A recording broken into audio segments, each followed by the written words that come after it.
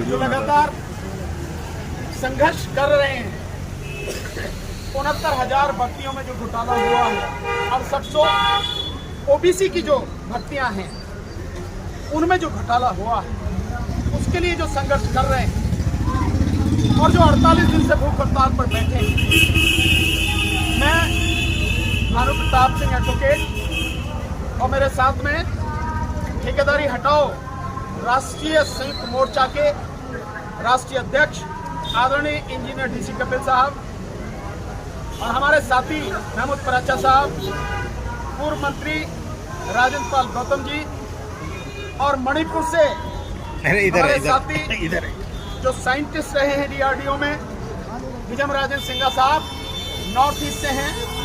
ये हमारी national team जो ईवीएम हटाओ संयुक्त मोर्चा है उसकी कोर टीम में है।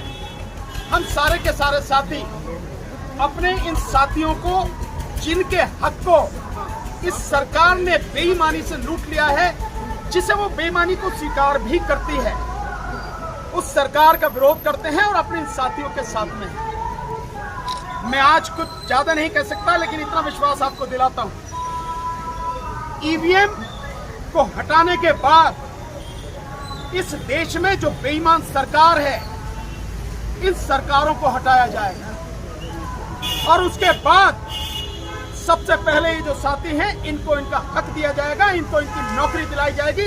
सरकार कोई भी हो, इससे फर्क नहीं पड़ता, लेकिन मैं आपको विश्वास दिलाता हूं, हम सारे के सारे साथी आपको आपकी नौकरी दिलवाएंगे और जिस दिन से आप उसके हकदार हैं उसी दिन से दिलवाएंगे और उसी दिन से आपको तनख्वाह मिलेगी।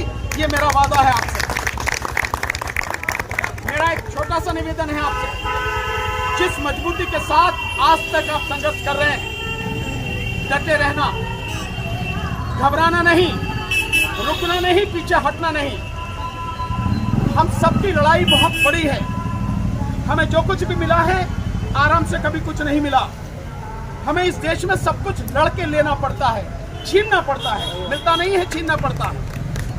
तो हम इस अपने हक को छीन के लेंगे और कोई ताकत ऐसी नहीं है जो हमें हमारा हक न दे।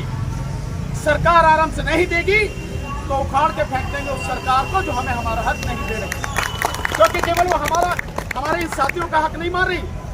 इस देश में और इस प्रदेश में बहुत लोग हैं जिनका हक लगातार मारा जा रहा है और हम उसी के लिए संघर्ष कर रहे हैं, लगातार संघर्ष कर रहे हैं। आप लोग सब देख रहे हैं। मेरा आपका क्या रिश्ता है? मेरा आपका रिश्ता है विचार का, मेरा आपका रिश्ता है संघर्ष का। हमारी पूरी टीम का रिश्ता जो है वही हमारी आपसी जान पहचान है और हमने बिल्कुल ये तय कर रखा है, कोई भी सरकार हो किसी के साथ भी जुल्म और अत्याचार करेगी, उसका हक छीनेगी, हम उसका हक दिला के रहेंगे। मैं एक उदाहरण आपको छोटा सा देता हूं। आदरणीय डीसी कपिल साहब इंजीनियर, इनके नेतृत्व में हमने दिल्ली में अभी एक लड़ाई लड़ी है और वो लड़ाई थी, लगातार काम कर रहे थे और उन्हें मात्र 15,000 रुपए मिल रहे थे। उन्हें किसी भी तरह की कोई सुविधा, कोई मेडिकल फैसिलिटी, कोई छुट्टी, कोई डीए, कुछ नहीं मिल रहा था। डेली वेजेस पे लाकर उन्हें खड़ा कर दिया। उन लोगों ने 5.5 महीने लड़ाई लड़ी जैसा हमने कहा और उन्होंने लड़ाई लड़ी ठेकेदारी हटाओ राष्ट्रीय संयुक्त मोर्चा श्री डीसी कपिल साहब के नेतृत्व में। लेकिन 5.5 महीने के बाद, जिनको 18-20 साल से पक्का नहीं किया गया था, आज जब मैं आपसे बात कर रहा हूं, उन सबको पक्का कर दिया गया है और पिछले 18-20 साल से जो उनका ईपीएफ पीपीएफ जो रुका हुआ था वो सारा मिलेगा। 5 लाख से ज्यादा बनता है वो हर व्यक्ति का, वो मिलेगा और उनकी नौकरी पक्की और सारी सुविधाएं वो उनको मिलेंगी। वो लड़ाई हमने 5.5 महीने लड़के जीती है। सो आपसे भी मैं यही कहूँगा, घबराना नहीं है। हमें जब आप बुलाओगे हम आपके साथ होंगे। जहाँ चलना होगा, जहाँ चलने को कहोगे कहेंगे। हमने पहले भी कहा था आपसे, मैंने भी कहा था, महमूद भाई ने भी कहा था कि अगर हाईकोर्ट में भी आपका केस लड़ना है तो हम लड़ेंगे। लेकिन बाद में जो चीज़ें हुई हैं वो सारी चीज़ें होने के बावजूद भी मैं आज भी कह रहा हूँ आपका केस लड़ना पड़ेगा हमें।